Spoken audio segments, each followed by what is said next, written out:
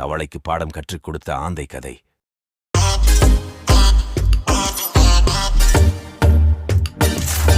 இவா குட்டி, Subscribe. ஒரு காட்டு பக்கத்துல இருக்கிற ஏரியில ஒரு தவளை வாழ்ந்துகிட்டு வந்துச்சு.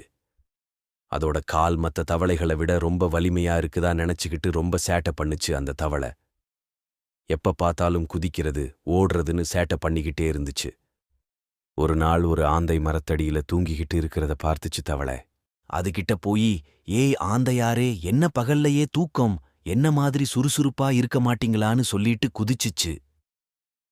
தவளை குதிக்கிறப்ப வந்த சத்தத்தால ஆந்தையால நிம்மதியா தூங்க முடியல. தவளையோட தொல்லைய தாங்க முடியாத ஆந்த ஒரு யோசனை செஞ்சுச்சு.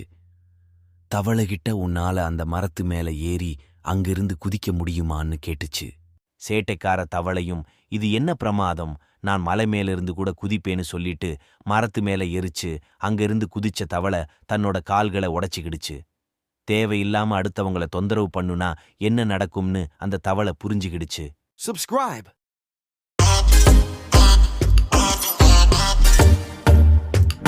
இவா குட்டி.